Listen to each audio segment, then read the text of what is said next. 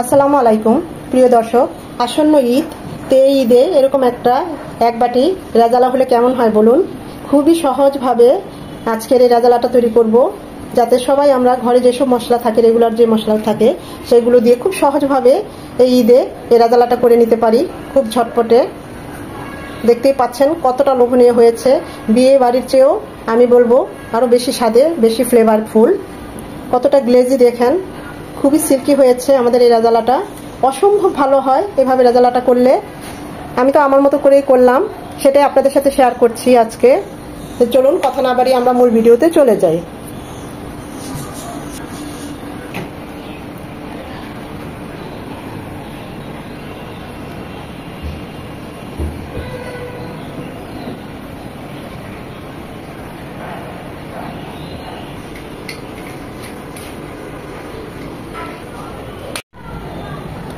কড়াই দিয়ে দিচ্ছি 1.5 কাপ রান্নার রেগুলার তেল বা সয়াবিন তেল। রেজালা রান্নায় তেলটা একটু বেশি লাগে। তেলটা গরম হয়ে এসেছে, দিয়ে দিচ্ছি 2টো তেজপাতা, এভাবে কেটে দিয়েছি ফ্লেভারটা বের হওয়ার জন্য। 2টো দারচিনি দিয়ে দিচ্ছি, 6-7টা সাদা এলাচ থেতো করে দিয়েছি যেন ফ্লেভারটা বের হয়ে আসে। 3টা লবঙ্গ। গোটা মশলাগুলো 1 মিনিট হয়ে এলে দেখবেন খুব সুন্দর একটা অ্যারোমা চলে এসেছে। তখন এখানে 1 কাপ পেঁয়াজ কুচি আছে, সেটা দিয়ে দিলাম। শুধু একটু হালকা নরম হবে, লাল লাল করে ভাজার কোনো দরকার নেই। আর রেজালায় পেঁয়াজ কুচিটা লাল হবেও না, তাহলে এটা কালারটা নষ্ট হয়ে যাবে। পেঁয়াজগুলো এভাবে খুলে আসবে। পেঁয়াজের এই কালারটা আমার এত পছন্দ, আমি বেছে বেছে এরকম পেঁয়াজ কিনে নিয়ে আসি। এই ধরনের কালারের পেঁয়াজগুলো আমার খুব ভালো লাগে দেখতে, খেতে তো ভালোই লাগে।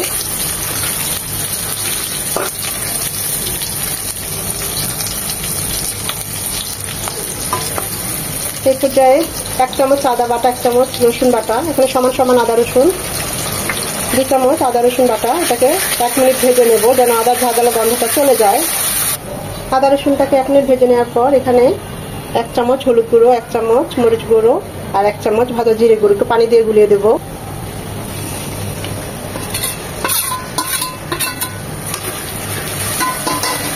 মশলাগুলো খুব ভালো করে কষিয়ে নিতে হবে। মশলাটা ভালোভাবে কষানো হয়ে গিয়েছে। এখানে আমি 1 কেজি গরুর মাংস নিয়েছি। তেল, চর্বি, হাড় সবই নিয়েছি, সলিড মাংস, সব ধরনের মাংসই নিয়েছি।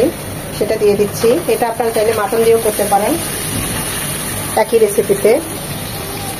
মশলার সাথে খুব ভালোভাবে নেড়ে চেড়ে মিশিয়ে আপনি মাংসটাকেও কষিয়ে নিতে হবে।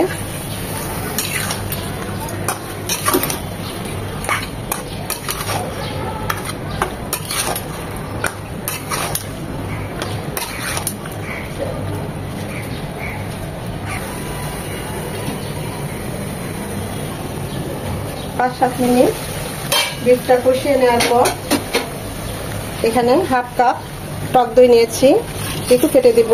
ঘরে বানানো টক দই, তাই একটু লিকুইড। 1 কেজি মাংসের জন্য 1/2 কাপ টক দই যথেষ্ট। যদি ঘরে টক দই না থাকে হাতের কাছে, সেক্ষেত্রে 3 চামচ শুকনো গুঁড়ো দুধ দিয়ে বা লিকুইড দুধ 1 কাপ দিয়ে সেখানে 3 চামচ ভিনেগার দিয়ে এভাবে করলেই দেখবেন টক দইয়ের কাজ হয়ে যাবে। আর ভিনেগারটা যদি না থাকে তাহলে লেবুর রস দিলেও চলবে।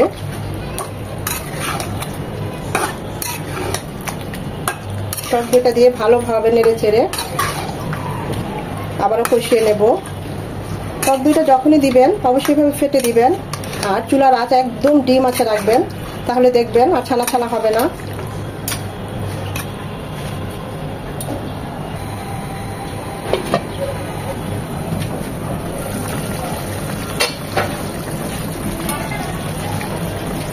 মাংসটা থেকে পানি ছেড়েছে কিছুটা, এই পানিতেই মাংসটা খুব ভালোভাবে কষিয়ে নেব।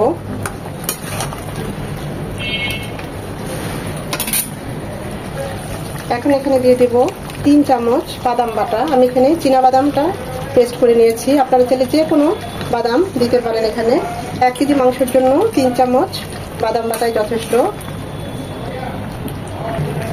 দিয়ে দেব 2 চামচ টমেটো সস, এটা অবশ্যই দিবেন, স্কিপ করবেন না, এতে রেজালার টেস্ট অনেক বেড়ে যায়। দিয়ে দেব 1 চামচ লবণ, একটা কালো বড় এলাচ, গোটাটা দেব না, এর ভিতর থেকে যে বিচিটা আছে সেই বিচিটা পুরোটাই বের করে দিয়ে দিব।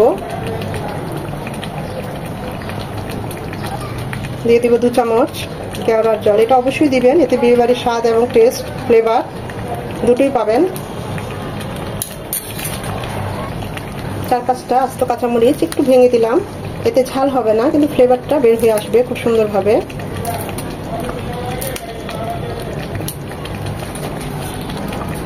সব কিছু নেড়ে চেড়ে খুব ভালোভাবে মিশিয়ে এটাকে এখন রান্না করতে দেব।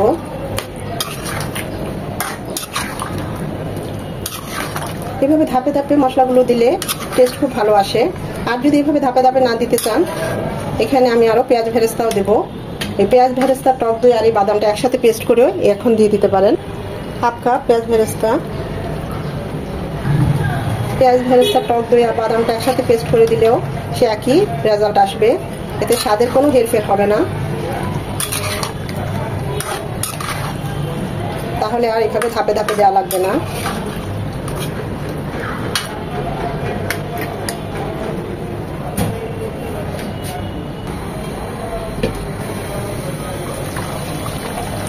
সবকিছু ভালোভাবে এভাবে কষিয়ে নিয়ে ধাপে ধাপে দেওয়ার পর এখন মাংসটাকে রান্না করার জন্য দিয়ে দিব ফুটানো পানি। আমি এখানে 1 কাপ ফুটানো পানি দিলাম।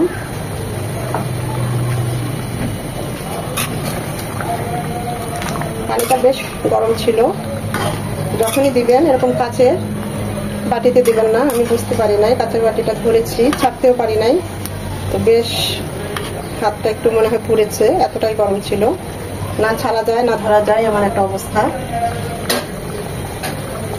এখন এটাকে লো টু মিডিয়াম হিটে রান্না করব 30 থেকে 40 মিনিট, যেন মাংসটা সেদ্ধ হয়ে যায়। বিফটা সেদ্ধ হতে থাক 40 মিনিট। এই স্টেজে এসে আমরা এখানে 3 চামচ শুকনো গুঁড়ো দুধ নিয়েছি, দিয়ে দিচ্ছি ফুটানো পানি, ভালোভাবে গুলিয়ে নেব। এটা ঠান্ডা করে তারপর আমরা রেজালাতে দেব। শুকনো গুঁড়ো দুধটা এভাবে গুলিয়ে দিবেন, এতে গুঁড়ো দুধের ফ্লেভারটা এবং টেস্ট দুটো খুব ভালো আসে। লিকুইড দুধও দেওয়া যায়, লিকুইড দুধ যদি দেন অবশ্যই জাল করে, ভালোভাবে জাল করে ঠান্ডা করে তখন দিবেন। এটা সাইডে রেখে দেব।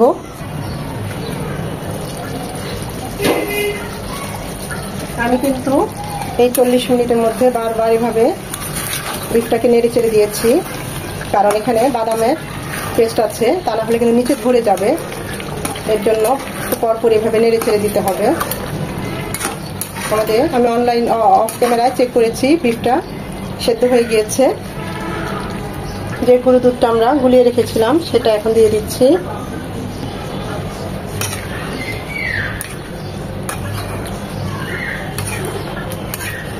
খুব ভালোভাবে নেড়ে চেড়ে মিশিয়ে জাল করে নেব।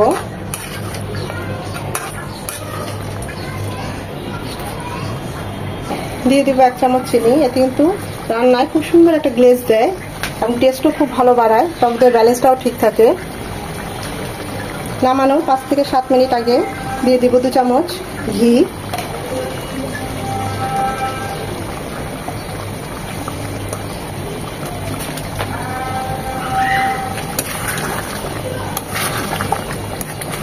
খুব ভালোভাবে নেড়ে চেড়ে এটাকে এখন দমে দেব 15 মিনিটের জন্য, তেলটা উপরে উঠে আসবে।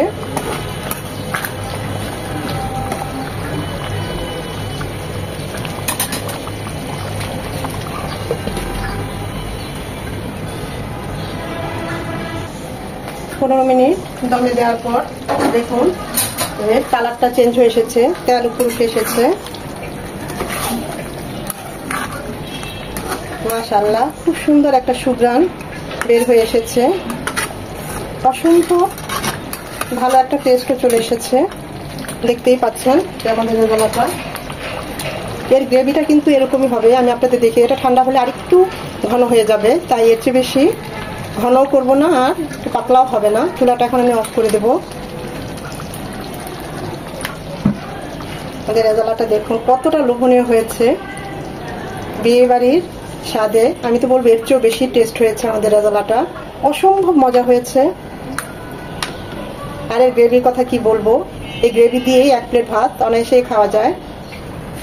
আমরা এখন এটাকে সার্ভিং ডিশে সার্ভ করে নেব।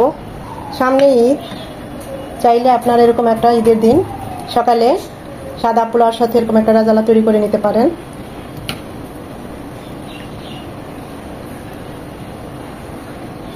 দেখুন মাশাআল্লাহ এর কালারটা কি সুন্দর এসেছে এবং এই গ্রেভিটা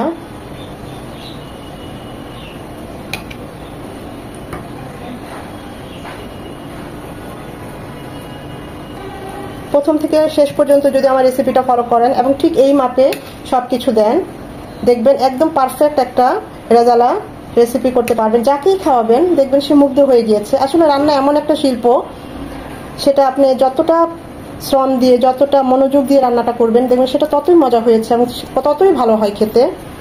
প্রিয়জনের জন্য, নিজের জন্য, সবার জন্য এরকম একটা রান্না একবার খাওয়ালে দেখবেন আপনার প্রশংসা করতে বাধ্য হবে। আশা করি ভিডিওটা আপনাদের ভালো লেগেছে। যদি ভালো লেগে থাকে অবশ্যই লাইক, কমেন্ট এবং শেয়ার করতে ভুলবেন না, কারণ এই লাইকটা পরবর্তী ভিডিও করতে আমাকে উৎসাহিত করে, সাহায্য করে।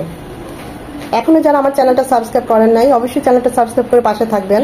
আর যারা চ্যানেলটা সাবস্ক্রাইব করেছেন ঠিকই কিন্তু ভিডিওগুলো দেখেন না, লাইক দেন না, শুধু শুধু একটা সাবস্ক্রাইব করে রেখে দিয়েছেন, তাদেরকে বলবো যদি ভালো লাগে তাহলে ভিডিওগুলো দেখবেন, লাইক করবেন, কমেন্ট করবেন, শেয়ার করবেন। আপনাদের একটা লাইক, একটা কমেন্টের অপেক্ষায় আমি থাকি, কারণ এই লাইকটা পরবর্তী ভিডিও করতে আমাকে উৎসাহিত করে, উদ্বুদ্ধ করে।